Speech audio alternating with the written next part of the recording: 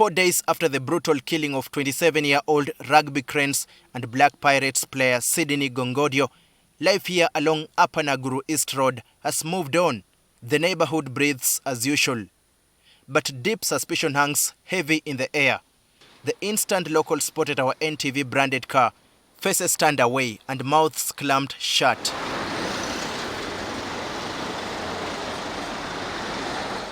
Only one lady, who said she witnessed the beating, quietly stepped forward. She directed us towards Upper Naguru East Road, but refused to say anything about what happened that fateful day, fearing for her own safety. Even boda riders at the stage outside TMT supermarket remained completely silent. The nightmare happened on Friday, 5th June 2026 at around 1 p.m. near Safeway supermarket along Bukotontinda Road in Nakawa Division. Mistaken for a thief, Sydney was hunted and assaulted by an angry mob, largely made up of boda riders and other members of the public.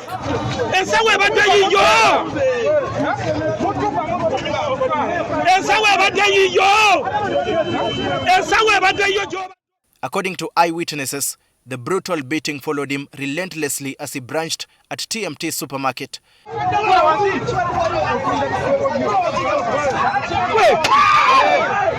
Continued down this Upper Naguru East Road until he was finally cornered here, opposite the Malaria Consortium's regional office for East and Southern Africa.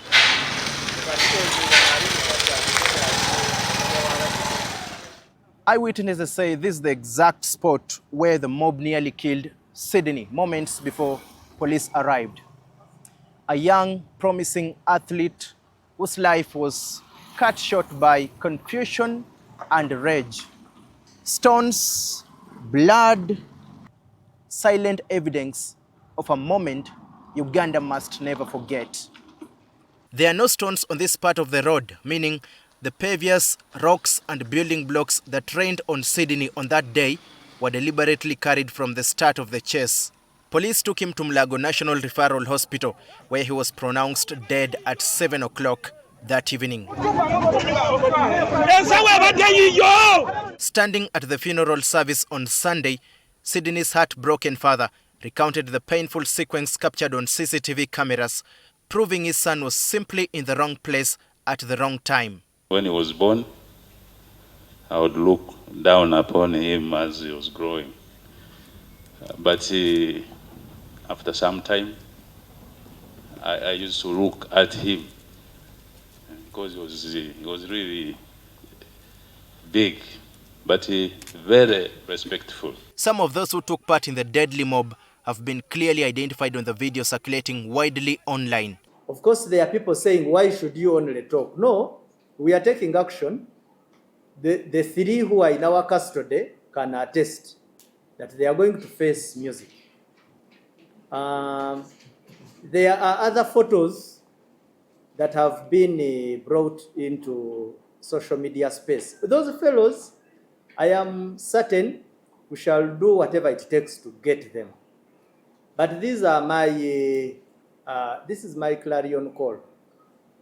You will participate in mob action until when we get you and you realize how dangerous and how it can cost you your future. Equally, would like to say, give somebody an opportunity to be examined on whether he is guilty or innocent. A boda leader we spoke to admitted that public frustration with how police handle criminals sometimes leads people to take the law into their own hands, wrong as that is, and called for urgent community sensitization. We need to have more engagement in civic education and human rights. So we end this kind of human right violation. 3, we need to see that leaders are empowered. Leaders are sensitized, trained and empowered. Most especially, not even the boda leaders alone, but the local leaders. Because I bet you guys, when this incident happens, at each point you will find that there is a local leader there. So, how to handle such kind of scenario? How leaders control and emotion the crowd, and how to deal with. So they should be trained, oriented, and empowered to do so. A powerful forward on the field. This blue kit is the last one Sydney was wearing, and it will never be worn again. The club is going to retire it, and it is going to come home with you. A humble son at home. He was coming to pick me on Precious, to drop Precious at Nabisunsa. A young dream full of promise. He became a leader in the Pirates team. He became a leader on the national team of Uganda. This was a guy that people were looking up to, young players were looking up to. Cruelly extinguished by stones and blind fury. On Tuesday, Sydney Gongodyo, aged 27, will be laid to rest in Buweri Town Council, Budariri County in Sironko District in eastern Uganda. Daniel Kibet, NTV.